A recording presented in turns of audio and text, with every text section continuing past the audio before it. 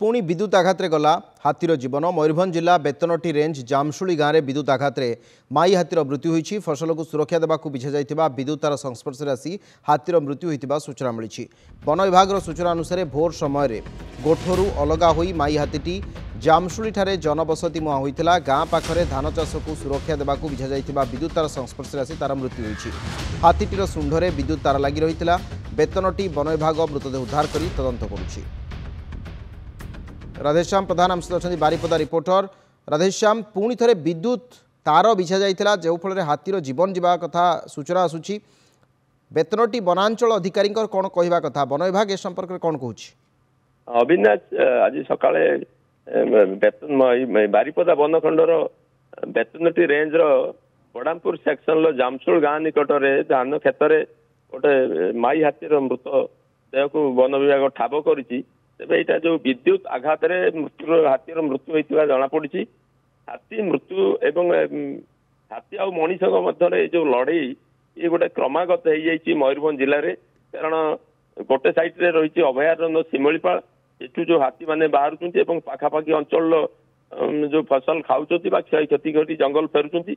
अन्यपटर जो झारखंड दलमा जंगल रू आसूची हाथी पल से विशेषकर राजगोविंदपुर आ बेतनटी अंचल वर्ष तमाम बुलुंट भयंकर भाव में क्षति करुँच। सहित मनीषर लड़ई होते मनीष मारुची से मनीष को मार्च। गत 5 वर्ष भितर आम देखा जो 58 जनकर मृत्यु होती बारिपदा वनखंड भितर से 11टी हाथी मरी। तेज यही जो विद्युत आघात मृत्यु एने गत राति जो हाथी पलट थिला रेंज कर्मचारी मैंने राति सारा ठाब करते। ग्रुप टी ठाब कला बेले भोर भोर कौन है माई हाथटी से ग्रुप छाड़ी धान खेत आड़ को मुहां हो जाती। तेज लोक अत्यधिक क्षति सही न पारी धान क्षेत्र में जो विद्युत तार संजोग कर रखी से विद्युत आघात होगी हाथी मरी। बर्तमान खबर पाई बारिपदा डीएफओ बेतनटी रेंजर बेतनटी पुलिस घटनास्थल पहुंचती। वेटनारी टीम जाइए तदंत चलती वाइल्ड लाइफ एक्ट मुताबक जहाँ नीति नियम अच्छी से मुताबक हाथी को सब को पुतिबे।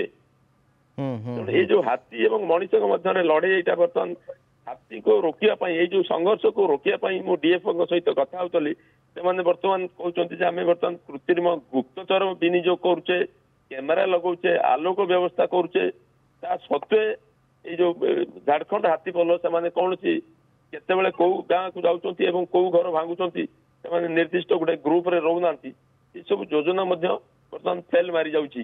से प्रकार अघटन मझे मझे घटा देखा मिलूँ। ठीक अच्छे अनेक अनेक धन्यवाद राधेश्याम आपण सूचना पाई। बारिपदा रिपोर्टर थे राधेश्याम प्रधान। मयूरभंज जिला बेतनटी रेंज जामशुली गाँव में गोटे माई हाथीर मृत्यु होती ता भी विद्युत आघात से फसल को सुरक्षा देवाई जो विद्युत तार कृषक मैंने बिछे से आघात आसी धान खाइबा हाथीटी आसला। विद्युत तार